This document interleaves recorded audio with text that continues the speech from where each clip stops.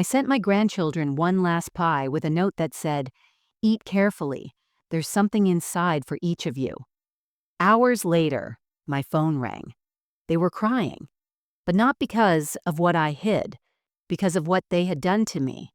Before we start, let us know in the comments where you're watching from.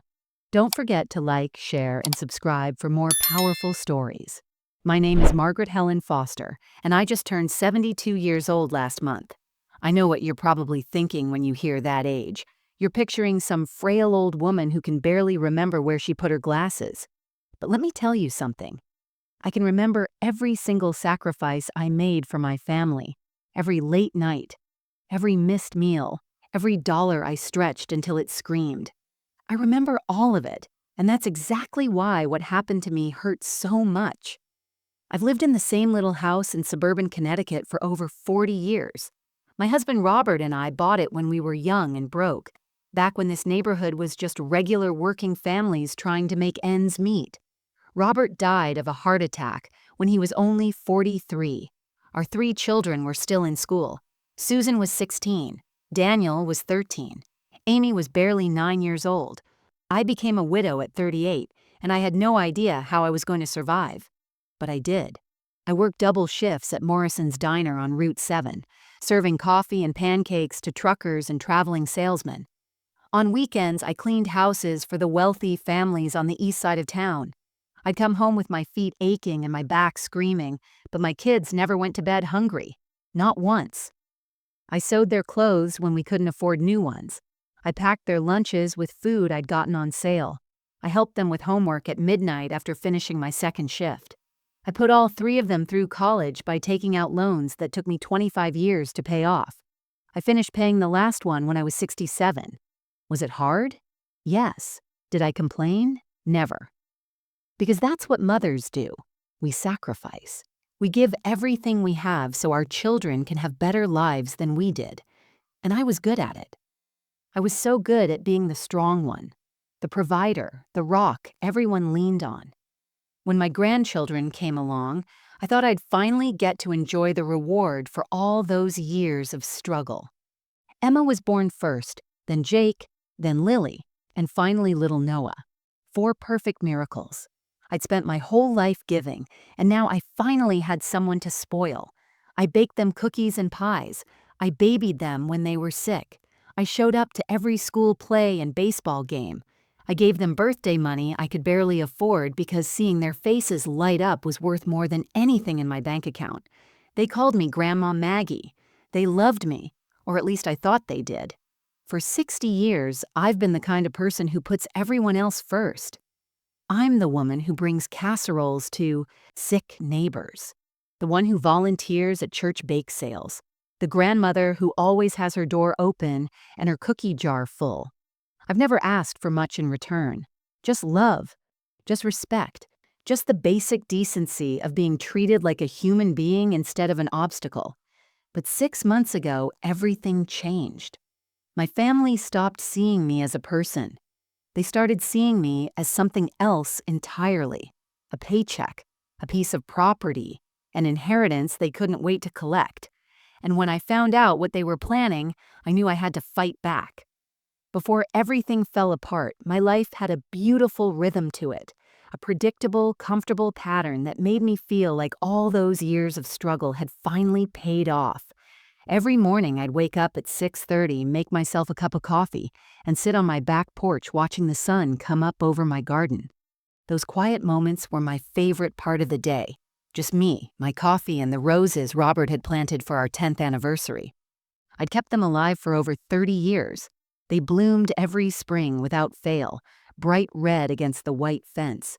Sundays were sacred. That was my day with the grandchildren. I'd start baking around 8 in the morning, and by 10 o'clock, my kitchen smelled like heaven. Cinnamon, vanilla, butter, and sugar mixing together in the air. I'd have 4 different pies cooling on the counter by the time I heard the sound I lived for. Car doors slamming in my driveway and little feet pounding up my front steps. They never knocked. They'd just burst through that door like a tornado of noise and energy. Emma always got to me first because she had the longest legs. She'd wrap her arms around my waist and squeeze tight, telling me about her week at school, her friends, the boys she liked but would never admit to liking.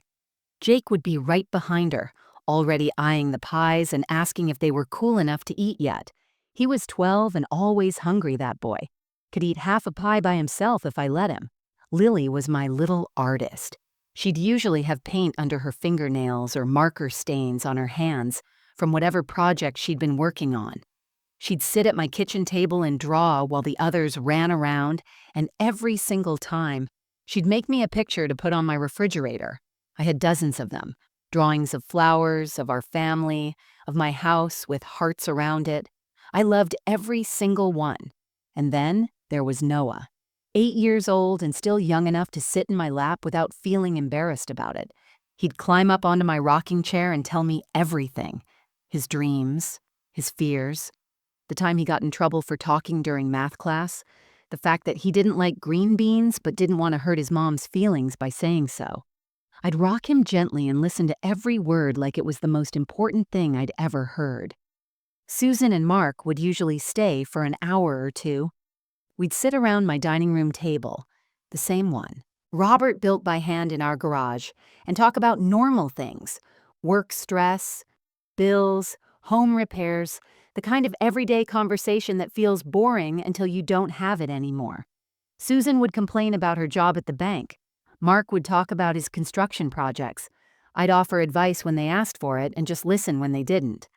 After they left, I'd clean up the kitchen slowly, savoring the mess. Crumbs on the counter, sticky fingerprints on the refrigerator, a forgotten toy under the table, evidence that my house had been full of life and love. I'd wash the dishes by hand even though I had a dishwasher because I wasn't in any hurry. I had nowhere else to be. Nothing else I'd rather do. Those Sundays were everything to me.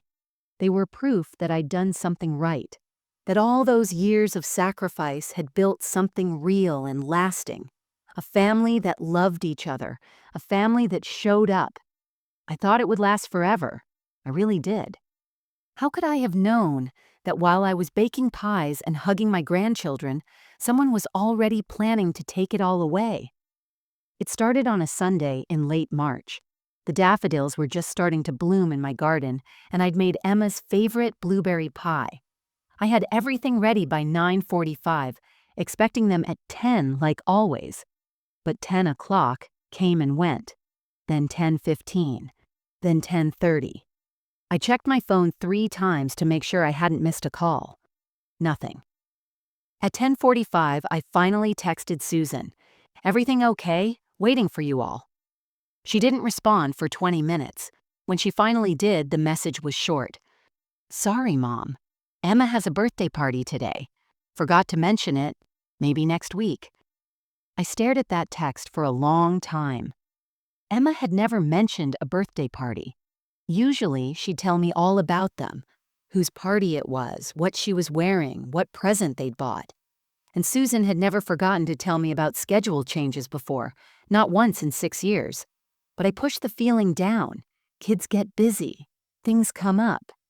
I wrapped the pie in foil and put it in my refrigerator. The next Sunday, I made Jake's favorite apple pie with extra cinnamon, just the way he liked it.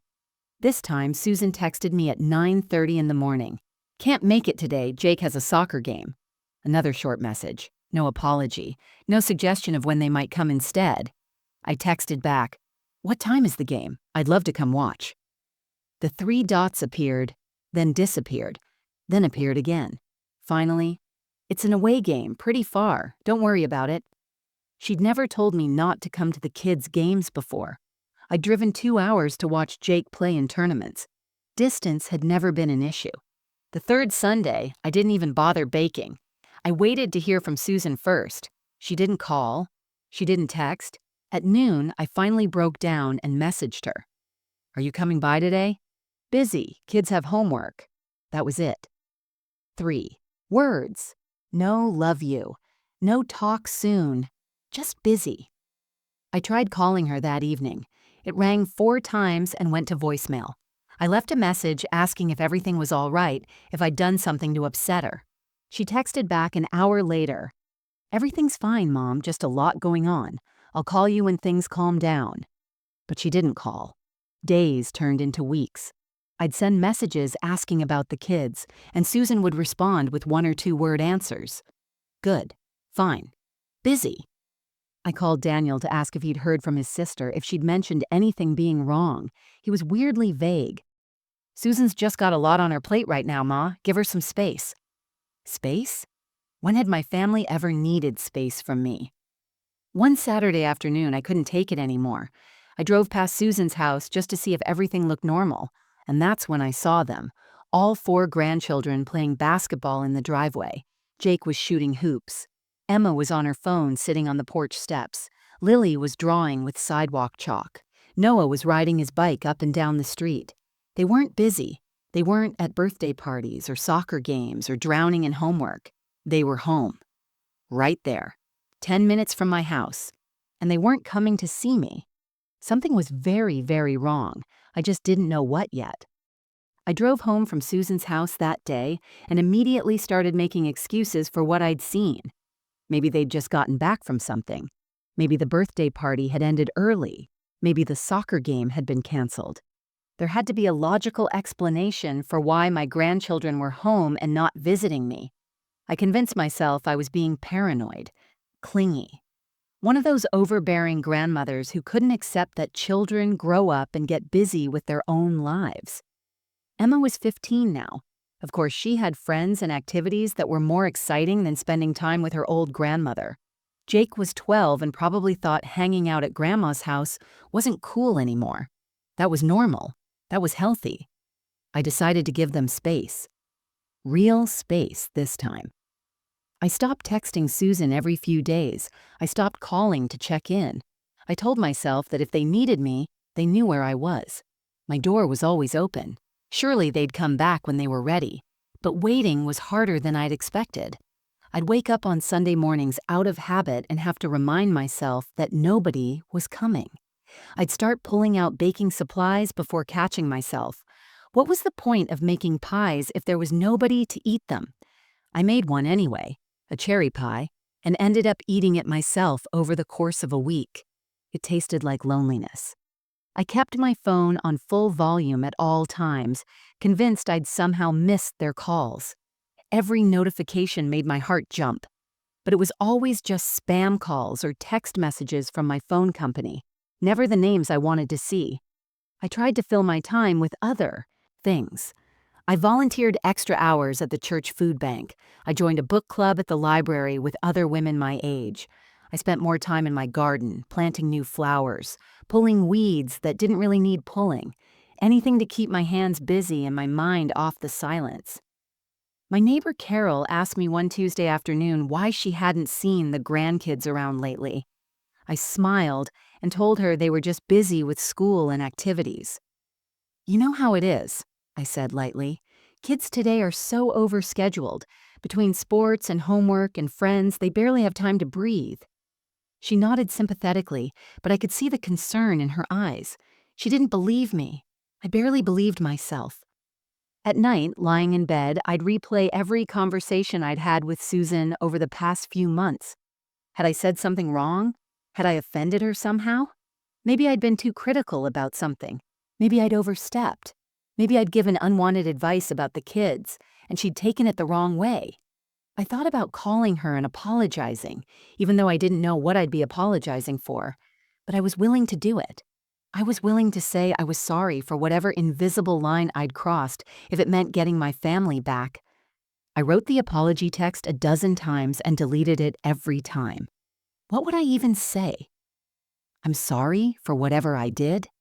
That sounded pathetic, desperate, and maybe it would make things worse. Maybe she just needed more time. So I waited, and I hoped, and I told myself that everything would go back to normal eventually, that this was just a phase, a rough patch, something temporary that would pass. I wanted so badly to believe that, so I did. Because believing the alternative, that something was truly, fundamentally wrong, was too painful to accept. Not yet, anyway. 3 months into the silence, I got a phone call that changed everything. It was a Wednesday afternoon, and I was in my garden deadheading roses when my phone rang. The caller ID showed Peterson and Associates. That was my lawyer's office. I'd used Harold Peterson for years. He'd handled Robert's estate, helped me with my will, took care of small legal matters when they came up. I brushed the dirt off my hands and answered. Hello? Margaret, it's Harold Peterson. Do you have a few minutes to talk? Something in his voice made me sit down on my porch steps. Of course. Is everything all right? He hesitated, and that hesitation sent ice through my veins. Harold never hesitated. I received a visitor yesterday that I thought you should know about. Your daughter, Susan, came to my office. My stomach dropped. Susan? Why? She told my secretary she had some questions about estate planning for her own family. But once we sat down, Margaret, she wasn't asking about her estate. She was asking about yours. I couldn't breathe. What do you mean? She wanted to know when your will was last updated, who the primary beneficiaries are, whether you'd made any recent changes. She asked about the house specifically, whether it was in a trust, whether there were any liens on it, what the current market value might be. He paused. Margaret, she also asked what the process would be if someone became mentally incapacitated, how their estate would be handled, who would make decisions for them. The roses in front of me blurred. She asked about me being incapacitated. She didn't say it directly. She framed everything as hypothetical questions. But Margaret, I've been practicing law for 32 years. I know when someone is fishing for information, and I know when someone is planning something. My hands were shaking so badly I almost dropped the phone. What did you tell her? Nothing. Attorney-client privilege means I can't discuss your affairs with anyone, including family members, without your explicit permission. I told her that if she had questions about your estate, she'd need to speak with you directly or have you contact me to authorize the conversation. She wasn't happy about that. How did she react? She got defensive, said she was just trying to be prepared, that she was worried about you getting older and wanted to make sure everything was in order if something happened. But Margaret, you're 72 and healthy. You just had your annual physical last month, and your doctor cleared you with flying colors. There's no reason for Susan to be asking these questions unless she's planning something, I finished quietly. I can't tell you what to think or how to handle this, Harold said carefully. But as your attorney, and as someone who's known you for 20 years, I wanted you to be aware.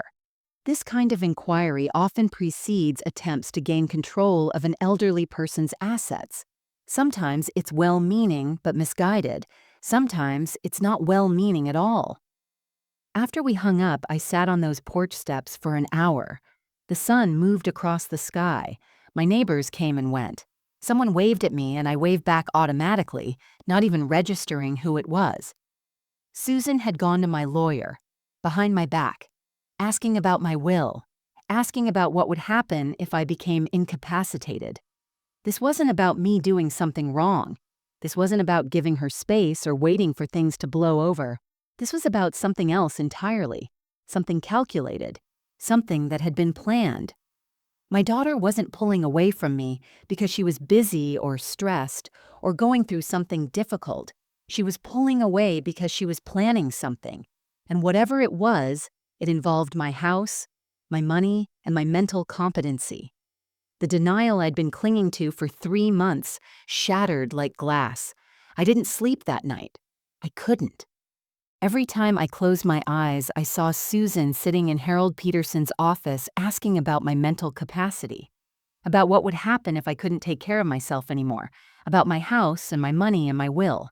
By 7, the next morning, I'd made my decision. I was going to Susan's house, and I was going to get answers. No more waiting, no more making excuses for her. I deserved to know what was happening. I drove over at 8:30. Knowing the kids would already be at school. This conversation needed to happen between adults. When I pulled into the driveway, I saw Susan's car and Mark's truck. Good. They were both home. I rang the doorbell and waited. When Susan opened the door, the color drained from her face.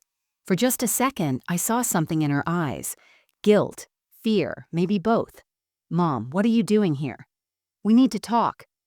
My voice came out steadier than I felt. "This isn't a good time. I'm about to leave for work." "You went to my lawyer." I said it flatly. No accusation in my tone, just fact. She froze. Her mouth opened, then closed. "I don't know what you're talking about." "Harold Peterson called me yesterday. He told me about your visit, about all your questions regarding my estate, about you asking what happens when someone becomes mentally incapacitated." I took a step forward. "So I'm going to ask you one time, Susan, what's going on?" "Mom, you're misunderstanding." "Let her in." Mark's voice came from inside the house. He appeared behind Susan, his face hard. "She already knows. Might as well talk about it." Susan shot him a look, but stepped aside. I walked into the house I'd been in 1,000 times, and suddenly it felt like enemy territory. We stood in the living room. Nobody sat down. This wasn't going to be that kind of conversation. "Why are you asking about my will?" I demanded. Mark crossed his arms. "Because we need to know where we stand financially. We're drowning in debt, Margaret. Credit cards maxed out. We're barely making mortgage payments. Meanwhile, you're sitting on a house worth over $500,000. The bluntness of it hit me like a slap. "So this is about money." "It's about reality," Mark said. "You don't need that big house.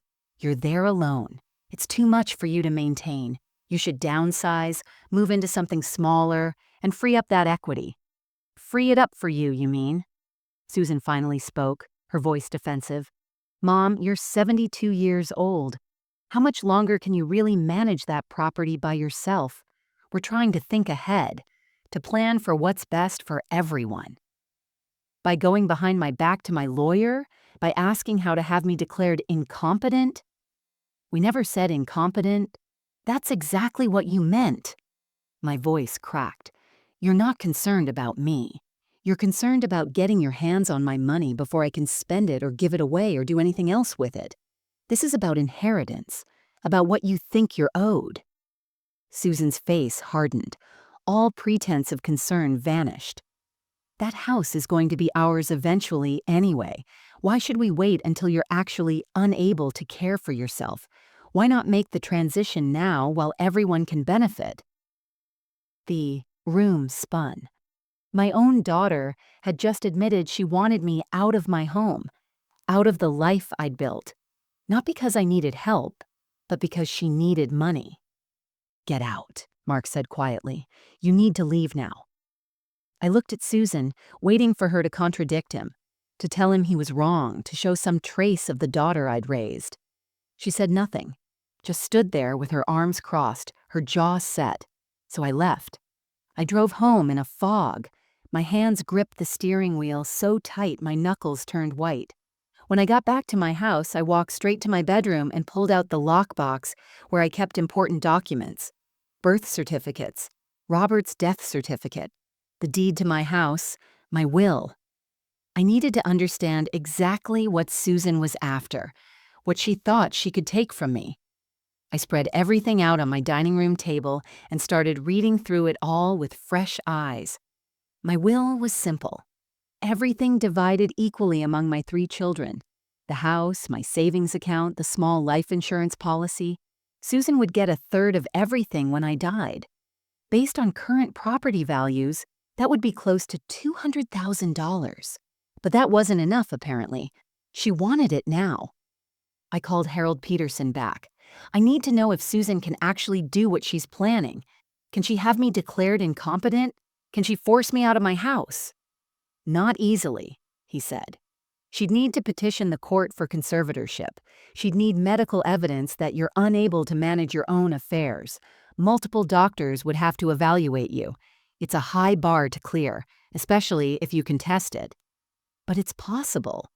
If she could prove you had dementia or severe mental decline, yes. But Margaret, you don't. I've known you for 2 decades. You're as sharp as you've ever been." That's when the real fear set in. What if she tries to fake evidence? What if she lies?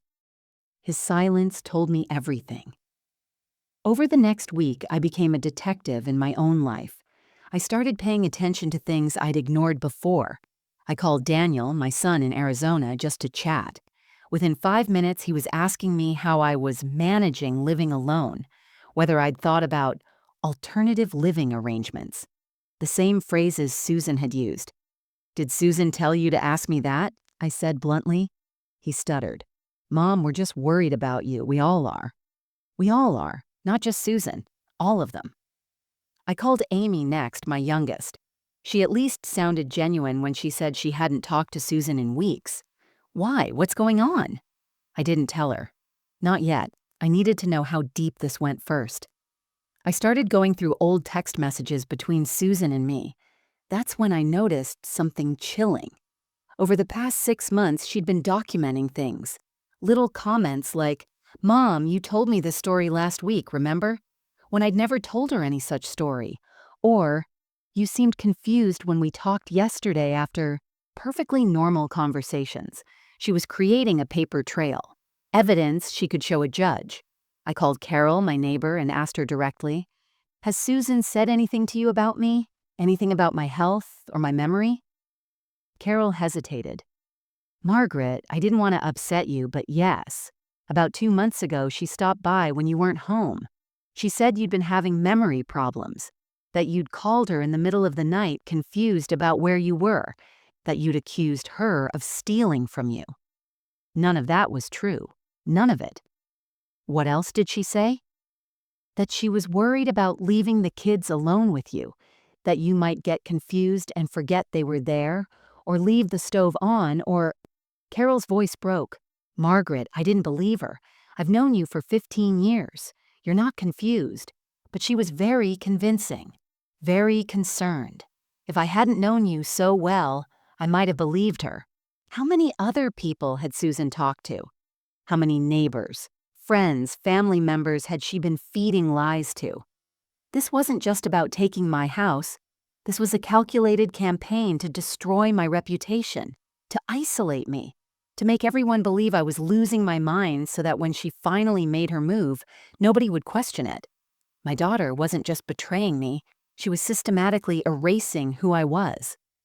That night, I broke completely. I sat at my kitchen table with all the evidence spread in front of me.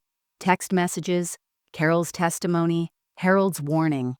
The pattern was undeniable. My daughter had spent months poisoning people against me, building a case that I was losing my mind, all so she could take everything I'd worked for. The sobs came from somewhere deep inside me, a place I'd kept locked since Robert died. Gut-wrenching, body-shaking sobs that left me gasping for air. I cried so hard I made myself sick. I had to run to the bathroom and throw up, then I came back and cried some more. I pulled out my old photo albums, the ones I kept in the hall closet. There was Susan at age 3, wearing the dress I'd sewn by hand because we couldn't afford store-bought clothes. Susan at 7, gap-toothed and grinning, holding up a spelling test with a gold star on it. I remembered that day. I'd framed that test and hung it on the refrigerator for a month because I was so proud of her. There she was at 16, sobbing in my arms after her first real heartbreak.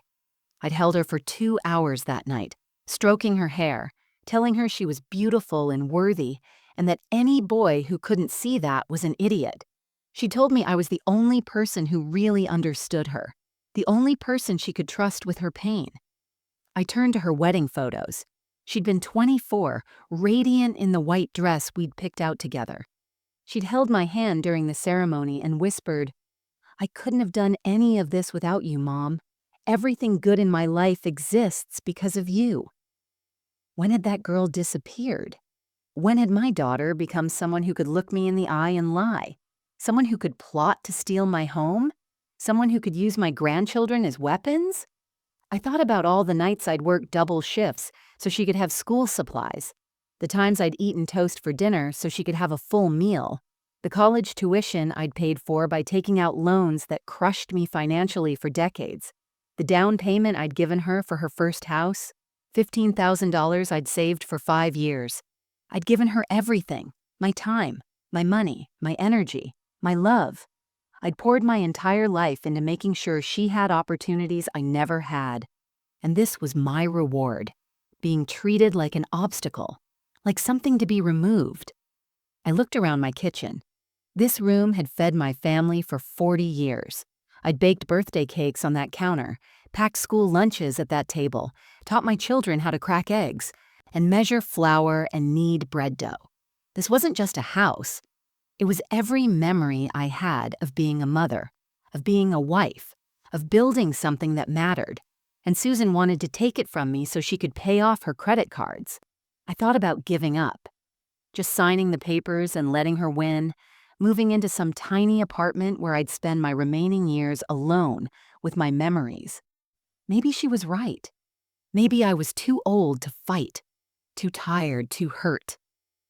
But then I thought about my grandchildren, about Emma and Jake and Lily and Noah who'd been lied to and manipulated, who probably thought I didn't love them anymore, who deserved to know the truth about who their grandmother really was.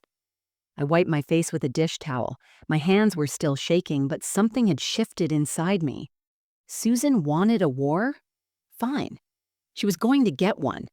But she'd forgotten something important. I'd survived losing my husband. I'd survived poverty and exhaustion and decades of struggling. I'd raised 3 children alone. I was stronger than she remembered, and I wasn't going down without a fight. I didn't sleep at all that night. Instead, I sat at my kitchen table making lists. Everything Susan had done, everyone she'd talked to, every lie she'd told. By the time the sun came up, I had 3 pages of notes and a clarity I hadn't felt in months. At 8 o'clock sharp, I called Harold Peterson's office. His secretary tried to schedule me for later in the week, but I cut her off. "Tell Harold this is urgent. Tell him Susan has escalated. I'll be there at 10 o'clock. I showed up at his office with a folder containing everything I'd compiled. Harold took one look at my face and cleared his calendar for the rest of the morning. "She's been lying about me," I said, spreading the documents across his desk. "To neighbors, to family.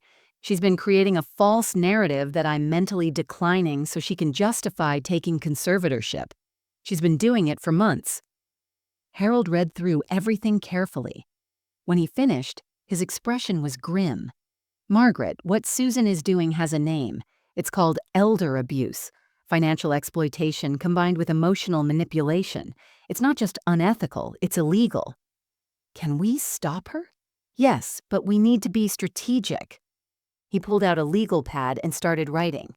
"First, we need to eliminate any possible basis for her claims. I want you to get a complete medical evaluation from an independent physician, cognitive testing, mental health screening, the works.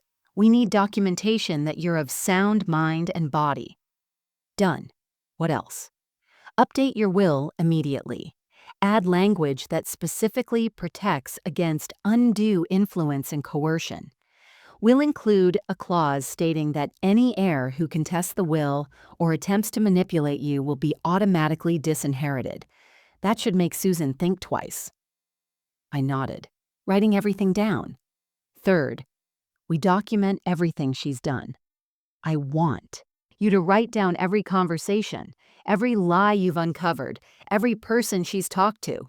We'll gather witness statements from people like Carol. We'll create a timeline showing her pattern of behavior.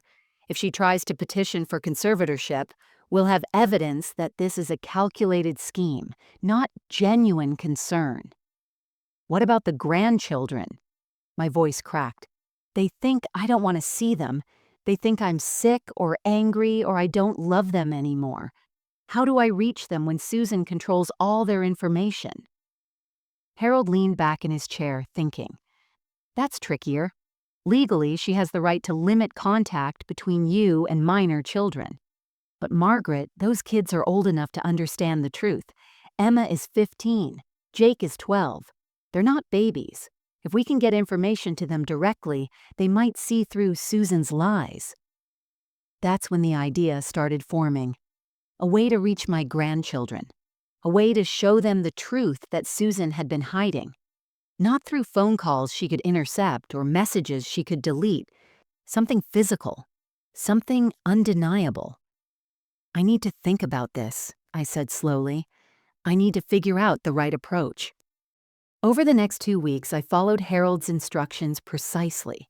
I saw Dr. Rachel Chen, a geriatric specialist who put me through 4 hours of cognitive testing, memory tests, problem-solving exercises, mental health evaluations. When she finished, she looked at me with clear eyes and said, "Mrs. Foster, you're sharper than most 50-year-olds I evaluate. There's absolutely nothing wrong with your cognitive function." I got that in writing, notarized and official. I updated my will with Harold's help, adding protective language that would destroy Susan's motivation if she knew about it. But I didn't tell her. Not yet. And I started planning. Not just a legal defense, something more personal. Something that would expose Susan's lies in a way she'd never see coming. Something that would bring my grandchildren back to me and show them exactly who they could trust. I was done being the victim. Now it was time to be the fighter. My plan came to me in the middle of the night, 3 weeks after my meeting with Harold. I was lying in bed, staring at the ceiling, when I remembered something Emma had said to me 2 years ago. We'd been baking together, and she'd bitten into a pie and discovered I'd hidden a chocolate coin inside as a surprise. She'd laughed so hard she almost choked, then said, "Grandma, you should hide treasure in all your pies. That would make them even more magical." Treasure. That's exactly what I'd give them, but not the kind Emma had imagined. The next morning, I started writing. 4 letters, 1 for each grandchild. I wrote them by hand on my good cream-colored stationery, the kind I'd been saving for special occasions. These letters were the most important thing I'd ever write. I didn't use anger in those letters. I used love. I told Emma about the day she was born, how I'd held her in the hospital and promised to always be there for her. I reminded Jake about the time he'd broken my favorite vase playing baseball in the house, and how I'd hugged him instead of yelling because I cared more about him than any object. I told Lily about every single drawing she'd ever made me, and how they were still on my refrigerator. I told Noah about the secrets he'd shared with me, the fears and dreams he'd trusted me with. Then I told them the truth, not with accusations, but with facts. Your mother has been telling people I'm sick, but I'm not. I have medical proof. She's been saying, "I don't want to see you, but I've missed you every single day for 6 months." She's been lying because she wants my house, and she knew you'd never support her if you knew the truth. I sealed each letter in a waterproof plastic bag, small enough to hide, protected enough to survive being baked inside a pie. But the letters alone weren't enough. Susan would claim I was lying, that I was the manipulative one. So I created evidence folders. I made copies of everything. The text messages where Susan fabricated stories about my memory. Carol's written statement about the lies Susan had told her. The timeline Harold and I had built showing Susan's calculated campaign. My medical evaluation proving I was mentally sound. Screenshots of Susan's visit to Harold's office, documented in his appointment records. I included a cover page for each folder. The truth about what's been happening. Simple, direct, impossible to misunderstand. Then I did something I'd never done before. I set up my iPad on the kitchen counter and recorded a video. I'd never been comfortable on camera, but this was too important to let embarrassment stop me. I sat in my favorite chair, the afternoon light coming through the window behind me, and I spoke directly to the camera like I was talking to a friend. I explained everything calmly. I showed my medical documents to the camera. I talked about the lies Susan had spread. I didn't cry or yell. I just presented the facts in my own words, in my own voice, so there could be no doubt about who I was or what had happened. I'm making this video because I don't know what Susan will say after the truth comes out, I said to the camera. But I want you to see me. Really see me. I'm not confused. I'm not losing my mind. I'm a 72-year-old woman who refused to let her daughter steal from her. And I'm fighting back because my grandchildren deserve to know the truth. I saved that video to 3 USB drives, one for Harold, One for Carol, one for Amy, who I'd finally told everything. If something happened to me, they'd make sure it got out. Finally, I baked 4 perfect pies: blueberry for Emma, apple with extra cinnamon for Jake, cherry for Lily, pumpkin for Noah. I made them with the same love I'd always used, but this time I baked justice right into the crust. The letters went in first, carefully placed where they'd be discovered with the first slice. The folders went in the boxes underneath the pies. Susan's birthday was on a Saturday in late September. I knew she'd been planning her party for weeks because Amy had mentioned it in passing. Susan always went all out for her birthday. Catered food, decorations, at least 30 guests. It was her chance to show off, to be the center of attention, to present the perfect image of her perfect life. This year, I was going to give her a birthday she'd never forget. I hired Sweet Magnolia Bakery to deliver the pies Friday evening. I'd used them before. They had a reputation for beautiful presentation. The pies went into white boxes tied with elegant ribbons, each one labeled with a grandchild's name. The delivery driver had specific instructions: hand them to Susan personally and say, "These are from your mother. She said to tell you happy birthday and that she hopes this can be a new beginning." Susan couldn't refuse them. Not publicly. Not when a delivery person was standing on her doorstep with witnesses potentially watching. She'd have to accept them graciously and pretend everything was fine. I spent Friday night pacing my kitchen. What if Susan threw the pies away? What if she refused to let the kids eat them? What if she somehow discovered the letters before the children did? At midnight, I almost called the bakery to cancel the whole thing. My hand was on the phone when I stopped myself. No, I'd come too far. This was my only chance. Saturday morning felt like it lasted a year. I couldn't eat, couldn't focus on anything. I cleaned my already clean kitchen 3 times just to have something to do with my hands. Carol texted me at 2 o'clock. Just arrived at Susan's party. Saw the pies on the dessert table. They look beautiful.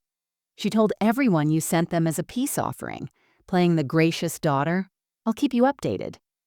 3 o'clock. About 30 people here. Kids seem excited about the pies. I heard Emma tell someone she missed your baking. 4:15. Susan just announced it's dessert time. Everyone's gathering in the dining room. Margaret, this is it. My heart was pounding so hard I could hear it in my ears. I sat at my kitchen table, phone in hand, waiting. 4:30. The kids took their pies upstairs, said they wanted to enjoy them in Jake's room. Susan looked annoyed but couldn't say anything in front of guests. That was perfect, better than I'd hoped. They were alone, together. They'd find the letters at the same time. I waited. 5 minutes, 10 minutes, 15. Then my phone rang. Emma's name lit up the screen. My hands shook so badly I almost dropped the phone. I took a deep breath and answered. "Grandma?" Her voice was thick with tears. Behind her I could hear the others crying too. "Grandma, oh my God, Grandma, what did Mom do to you?" Retry. "Emma, sweetheart, breathe. Tell me what happened." "We found the letters," she sobbed. "All 4 of us. We read them together. And then we found the folders underneath. Grandma, we saw everything. The medical records, the neighbor's statement, the messages. Mom has been lying to us for months." I heard Jake's voice in the background, angry and hurt. "She told us you were getting dementia. She said you forgot who we were sometimes. She said you called her terrible names and that you didn't want us visiting because we made you agitated." "None of that was true," I said, my own tears starting. "None of it. I wanted to see you every single day. I missed you so much." Lily's voice, small and broken. "We believed her. We actually believed she was protecting us from you, but she was protecting herself. She wanted your house." "I know, baby. I know, but it's not your fault. You didn't know." "Grandma," Emma said, and her voice had changed. It wasn't sad anymore. It was furious. "There are 30 people downstairs right now, all of Mom's friends, the neighbors, family. Everyone thinks she's this wonderful daughter taking care of her difficult mother. They have no idea what she really did. My stomach clenched. Emma, what are you thinking? We're bringing the folders downstairs. We're going to show everyone right now. Emma, you don't have to do that. You don't have to put yourself in the middle. She put us in the middle when she used us as an excuse. Emma's voice cracked. She told people we were scared of you. She made us part of her lie. Everyone down there thinks we agreed with her. We need them to know the truth. Before I could respond, I heard movement. Footsteps on stairs. Voices getting louder. Emma's voice came through clearly now, no longer speaking into the phone but projecting across a room. Mom, we need to talk to you in front of everyone. The party noise died instantly. Susan's voice tight and false cheerful. Honey, whatever it is can wait until after. No, it can't. That was Jake. Why did you tell us Grandma had dementia? Complete silence. Jake, we can discuss this privately. Why did you tell Carol and everyone else that Grandma was losing her mind when you knew it wasn't true? Emma demanded. Why did you make us stop visiting her? Why did you lie? I heard papers rustling, the folders being opened. Lily's voice clear and steady. We have proof. Text messages where you made up stories about Grandma forgetting things that never happened. A statement from the neighbor about the lies you told her. Medical records showing Grandma is completely healthy. Noah, the youngest, his voice shaking but determined. You tried to steal her house. You were going to take everything from her and you used us to do it. The explosion of voices that followed was chaos. People talking over each other. Questions being shouted. Susan trying to speak and being drowned out. Then Mark's voice, loud and defensive. This is a private family matter. You made it public when you lied about our grandmother to everyone in this room, Jake shouted. Through the phone, I heard Susan's world collapse in real time. A woman's voice, one of Susan's friends, said loudly, Susan, is this true? Did you actually try to have your mother declared incompetent to get her house? Susan's response was defensive, desperate. You don't understand, we're in financial trouble. We need that money. She's sitting on $500,000 while we're drowning. She's your mother, someone else shouted. Mark tried to salvage it. Margaret is elderly. We were trying to plan ahead to make sure she was taken care of. By lying about her? An older man's voice, angry. By telling people she had dementia when she clearly doesn't? That's elder abuse. That's a crime. The party dissolved into chaos. I heard people leaving, doors slamming, cars starting. Someone said they were disgusted. Another person said they'd never look at Susan the same way again. Then Emma came back on the phone. Grandma, everyone's leaving. Mom is crying. Dad is yelling at us for ruining everything. But we don't care. Can we come see you? Please? Right now? Yes, I whispered. Come home. 20 minutes later, my door burst open and 4 sobbing teenagers threw themselves into my arms. We stood in my entryway holding each other, all of us crying, all of us finally together again after 6 months of forced separation. They didn't leave that night.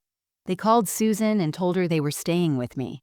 She tried to forbid it, but Emma, brave, fierce Emma, said, You lied to us for months.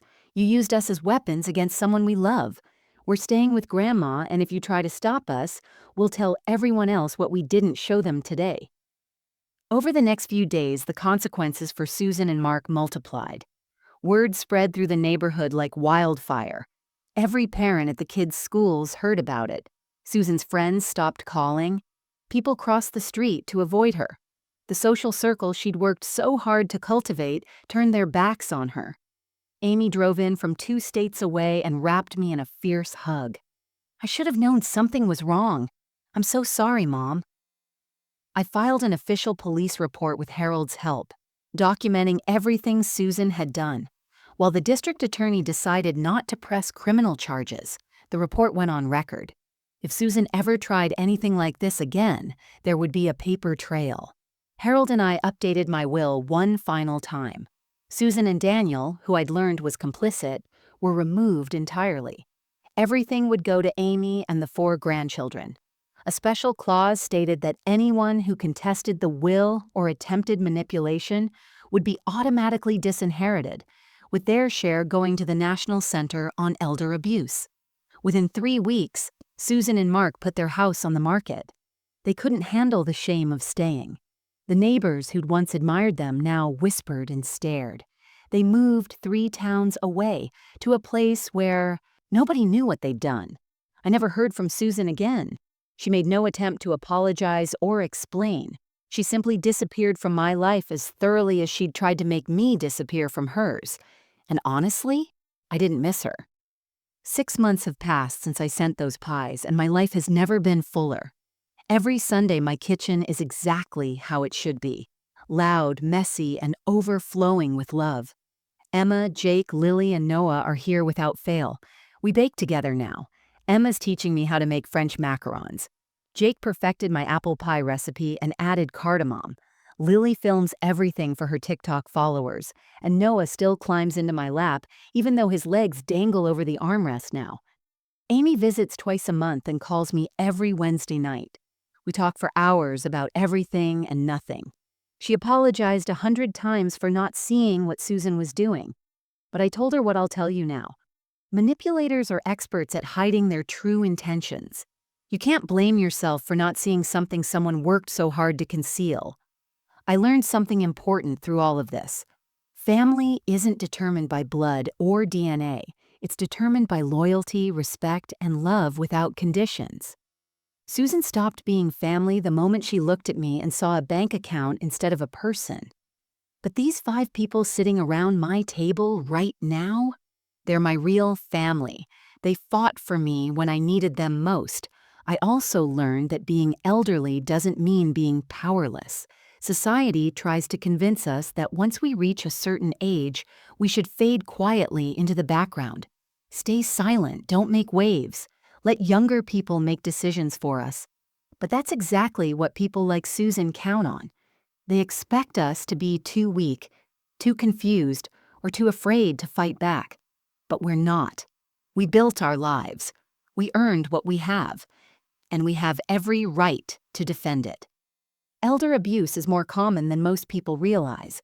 It happens in ordinary families behind closed doors, disguised as concern. Financial exploitation, emotional manipulation, isolation. It's happening to someone right now, maybe even someone you know. And the victims often suffer in silence because they're ashamed or because they don't think anyone will believe them. If this is happening to you, please listen. Document everything. Tell people you trust. Get a lawyer. Get a medical evaluation. Fight back. You deserve dignity, respect, and the right to live your life on your own terms. And if you have elderly parents or grandparents, please check on them. Really check on them. Listen when they say something feels wrong. Don't let greed or impatience turn someone you love into an obstacle. One day, you'll be old too, and you'll want someone to fight for you the way my grandchildren fought for me. So here's my question for all of you. If you discovered your parents were lying to you and trying to steal from someone you loved, what would you do? Would you expose them publicly like my grandchildren did? Would you confront them privately, or would you stay silent to keep the peace? Tell me in the comments. I want to hear your thoughts. If this story moved you, please hit that like button and share it with someone who needs to hear it. Subscribe for more real stories about family, justice, and finding strength when life tries to break you. Remember, you're never too old to stand up for yourself, and you're never too young to stand up for what's right. Thank you for listening to my story. I'm Margaret, and I'm still here.